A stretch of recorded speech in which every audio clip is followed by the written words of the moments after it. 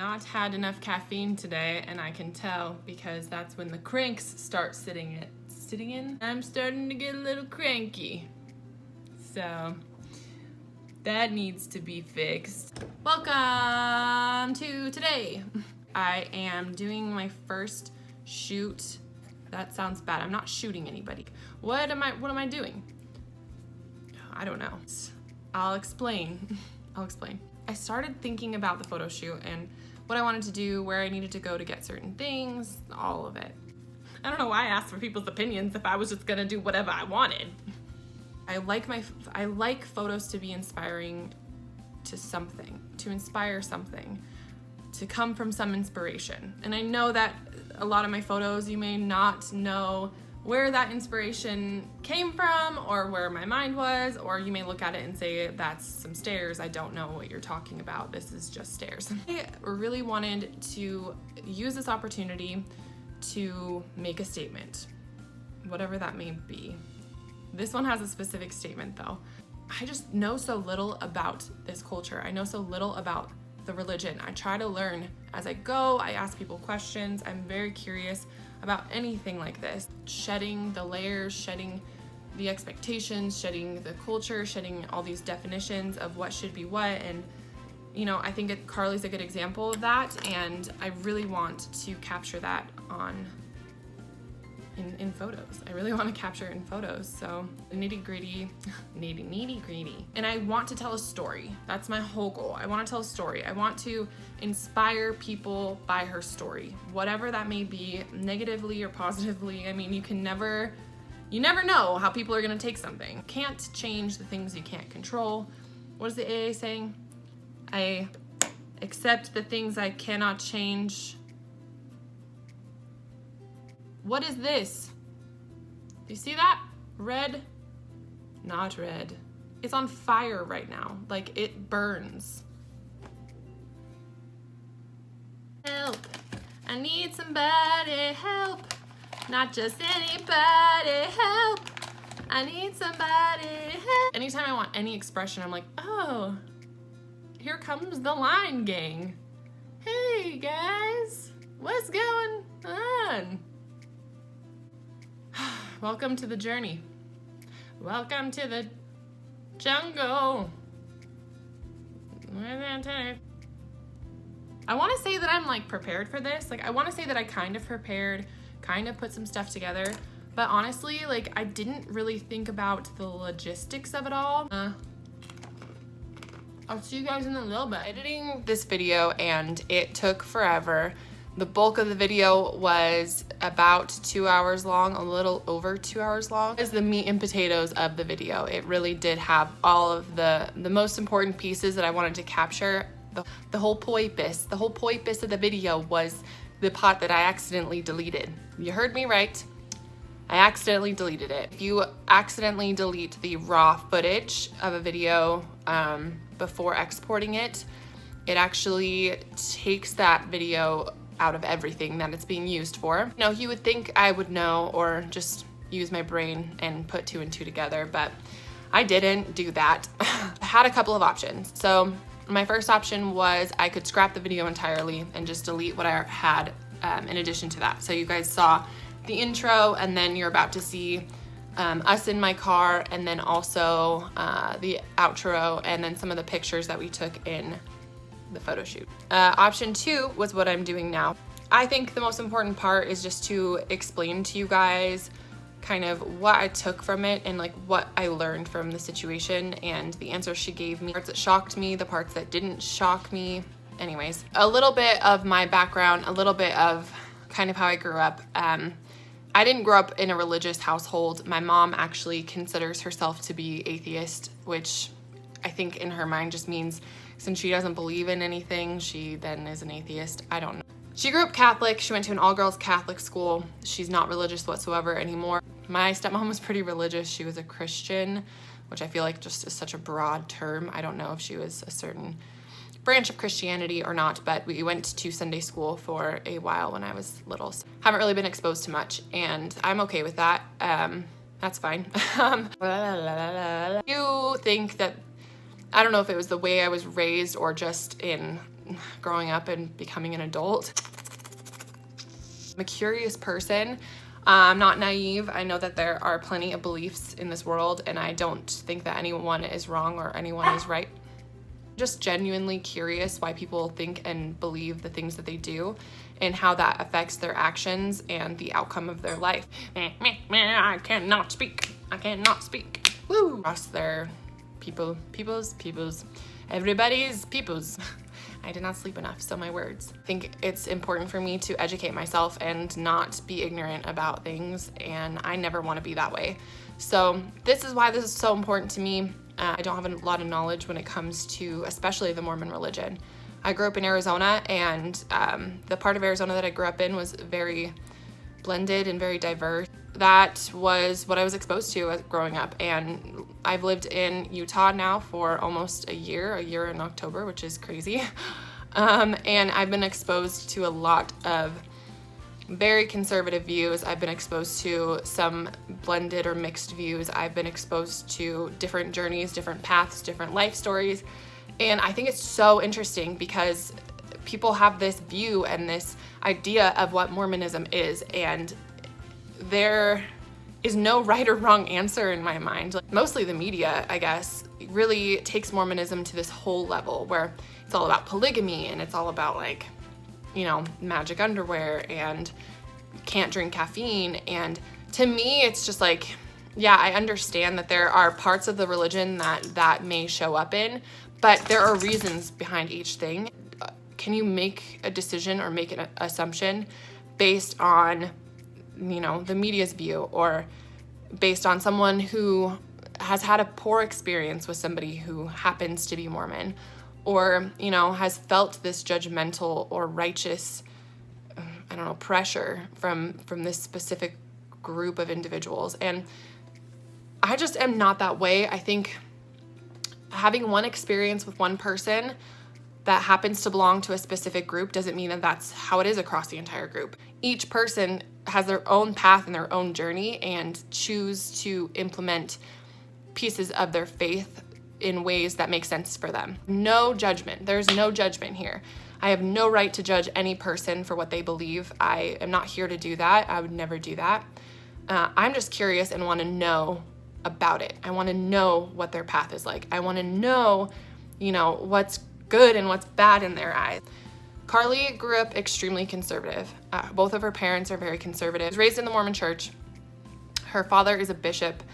They raised her on a very strict moral high ground, which is not necessarily a bad thing. And in Carly's eyes, it really wasn't a bad thing. They didn't do anything crazy. They just more wanted her to remain modest in her dress, in the way she acted, and to hold a certain set of morals and, you know, a character that really, to them, screams morality and a conservative nature, and to also really give back to her faith and love her faith and live in it. She is the oldest, and she was kind of the trial and error child.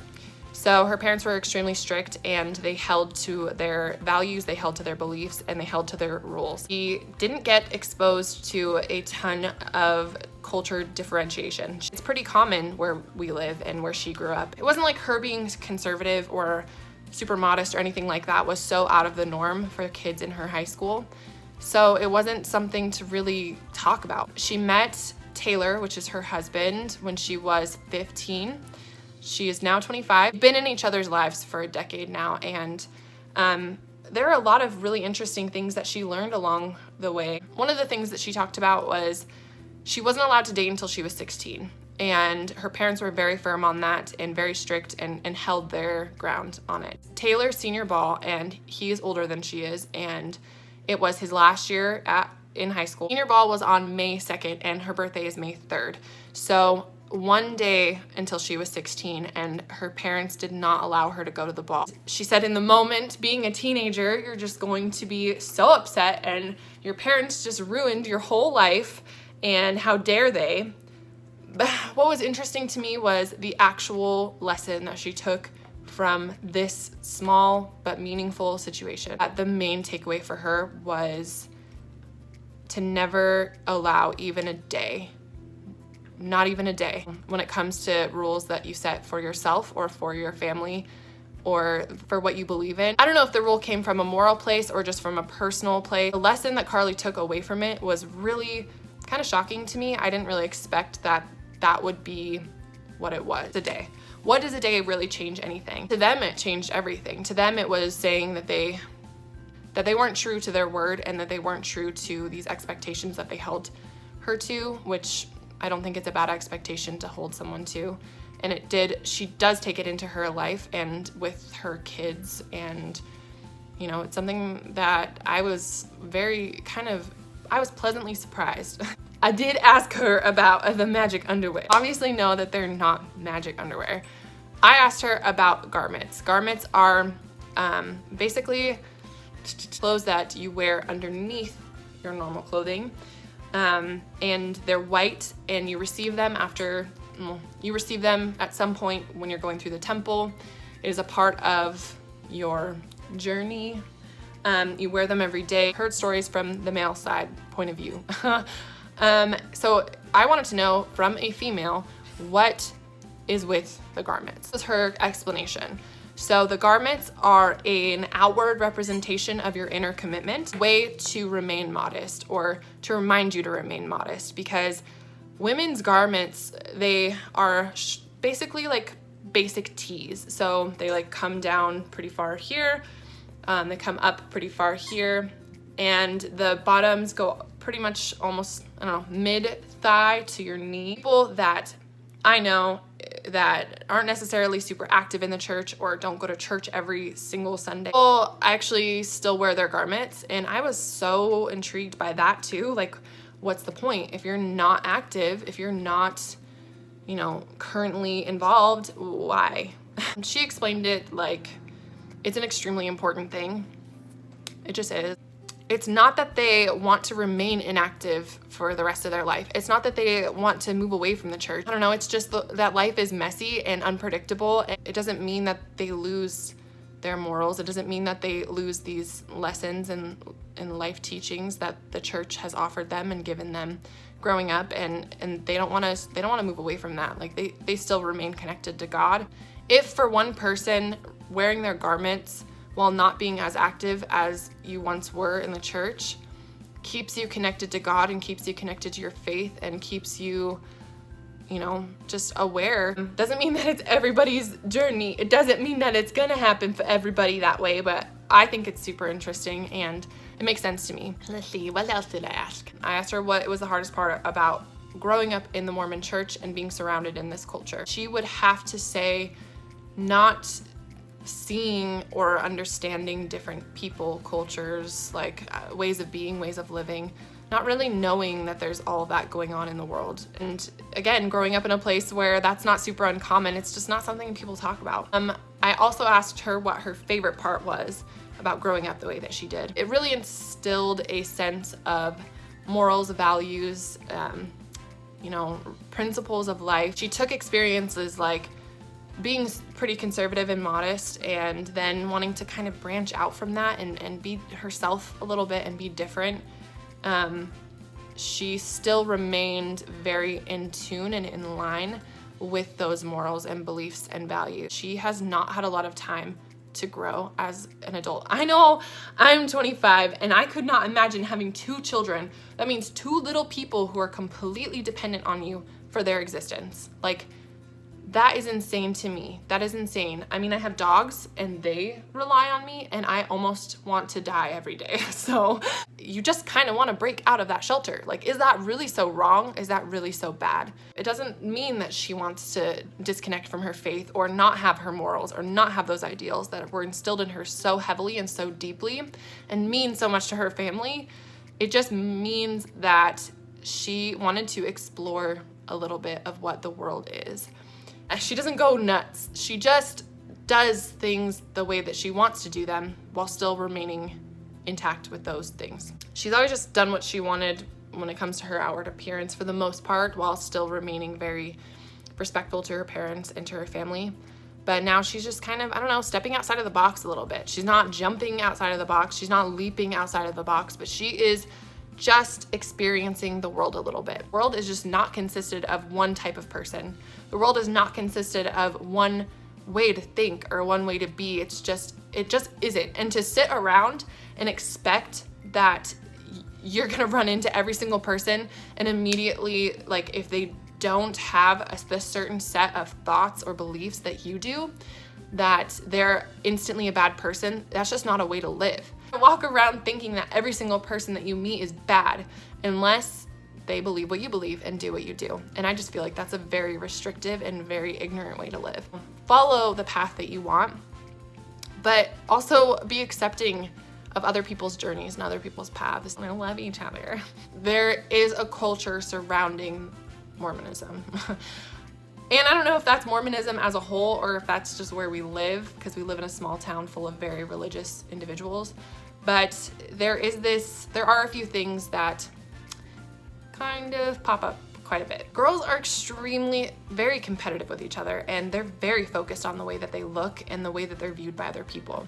The way that you're viewed by other people, however, is also something that the men do as well. There are more men in this area that care about what other people think about them than I've ever met in my entire life.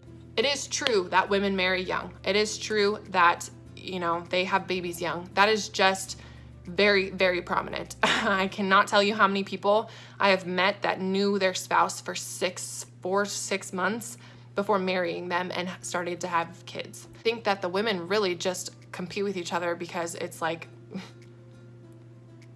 may the best bitch win, May the men see the most fertile women based on their outward appearance and select them and marry them and then fill them with their seed. Your traditional conservative woman is usually very clean cut, very put together dresses, modest dresses, but dresses. Usually a stay-at-home mom, doesn't have a lot going on.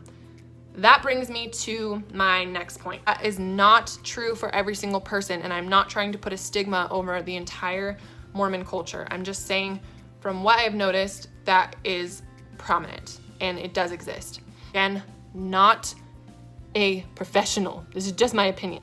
These are my opinions coupled with Carly's answers to questions, all of that. Gossip is a real thing. People generally are extremely nice to your face here. People are very respectful. People show a lot of respect for every single person that they meet. They do a lot of their judgment and a lot of their actual true feelings about a person that happens behind closed doors. Usually that leads to gossip, which leads to more gossip, which leads to more gossip, and it is not just the women who do it. I just feel like I've met a lot of fake people. And I hate that because I just want people to outwardly express how they feel about something instead of lying about it, which I guess, I don't know. Don't pretend to like me if you don't like me. I'm a big girl. I can handle it. Maybe I'm not fertile enough to plant their seed in. Thank goodness, because I don't want your seeds. Anyways, I asked Carly what was her experience with this. Gossip, girls trying to compete with each other, all of that. She found herself sometimes copying certain looks, copying, certain fashions, doing certain things like other people, but for the most part, she tried to remain true to herself. And she said that her mom always taught her and, made it very, very known to her that she's beautiful without makeup, she's beautiful with makeup, she's beautiful however she wants to be. And so she thinks that that really helped her self-esteem, and she thinks that that really shaped her into somebody who just really didn't need to compete with other girls or didn't feel the need to compete with other girls. That meeting her husband early on really could have influenced that as well, where she didn't feel the need to impress boys or try to get a boyfriend because she already had one. Overall, Carly is extremely grateful that she grew up the way that she did. She thinks that if she hadn't, she may have experienced more hardship and hard times and a lot of really nasty, negative stuff that she didn't have to, fortunately, growing up in a sheltered kind of conservative town and with those beliefs, and cannot relate also. I wanted to know, without getting too personal, how she felt about homosexuals. I want to know. I want to know. This is her personal opinion. That's fine. Perfect. Great. I asked her if her son came to her one day and said, Mom, I'm gay, how that would change or affect her, or would it affect her at all? You know, this is another thing that she just wasn't really exposed to. She didn't really know how to handle it, or she didn't know a lot about it because she just wasn't super exposed to it. She wants her kids to know that it's okay to be who you are, and whatever you are and whoever you are and however you express yourself and what that means is okay. Good. I think that's good. It's important to her that her boys are raised in the church and, you know, with the beliefs that she was and the morals and the values that she was raised upon, and her family is extremely important to her, and I think that's wonderful. I think she just also wants them to know that it's okay. It's okay. Honestly, like, life doesn't get easier, it just gets harder. And to know that just because they are, whatever they choose to be, whatever they don't choose to be, but just are anyways, it's okay. Honestly, there isn't a better answer to that question. I don't think any way that anybody raises your kids is incorrect, because I have no room. I'm not a parent. I also am not the parent of your children, and I will never choose the path that they're gonna go on. But I think it's cool that Carly knows that you can't choose the path that somebody goes on. It's their own journey. It's their own walks in life. A lot of the questions that I would ask her, she's didn't really know how to answer, just because she's never had to, because it's just not something that's talked about. People just kind of already know. Like with the temple, or with things that go on in the temple, it's not that they're secret, it's just that it's sacred. And to them, it's just a very sacred thing. So it's not really something that's a discussion, and especially with others, people outside of the faith or outside of the church. And I get that, I understand, and I never want to cross any boundaries. But she said it was super interesting because no one's ever really asked her those questions, because, you know, she hasn't really met anyone, I guess, who would ask the questions. Insert me just asking the most personal questions ever. The rest of the video is gonna be a little bit weird and not make so much sense because we're missing the chunk in the middle. Also, I learned that it's really hard to put makeup on another person. I don't know why I didn't know that already, or maybe I did and I just forgot, because it's been quite a while since I've done it. We're currently outside of a park, and we're done with the first act of the photo shoot, so now we're moving on to the second act, which is more intense. So luckily the makeup part of this will be pretty simple, because I'm just going to add some black shadow to her lash line. So very high-paying client if you could not mess up. That would be wonderful. I charge a really steep $3.99. I mean, I don't know when I'm gonna... I'm pretty sure I just rubbed black eyeshadow. The fallout, I just rubbed Don't it look at me. underneath it. You look like you have a black eye. Maybe that's the aesthetic. I need your brushes now. This is bad angle. No, this is a good angle. You look like so psycho. Speak for yourself. You look psycho. Yeah, Do you can see it. You see that? Wait, look at me. Oh, yes. Okay, we're gonna fix it with concealer.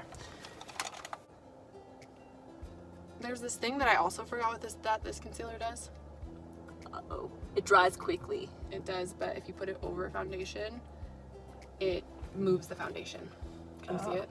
I mean, from a picture, can you see it? Can you just highlight It's it? just this part right here. The tragedy is that you let me do this to you. There's a perfectly wonderful... No! It's not wonderful. I think it's gross. This is also gross, but it's less gross.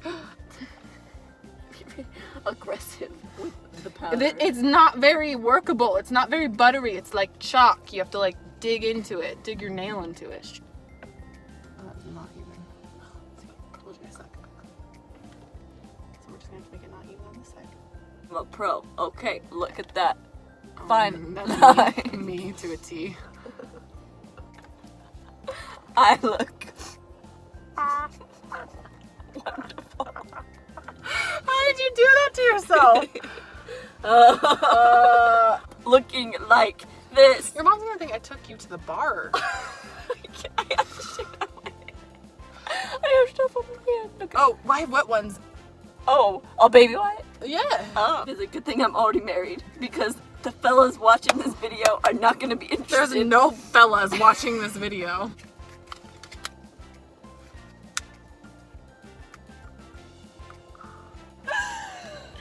So sometimes you have ideas. Oh, and the video. And sometimes they turn out and sometimes they don't. And she looks like a hooker. The world is a different color. Actually, it does help.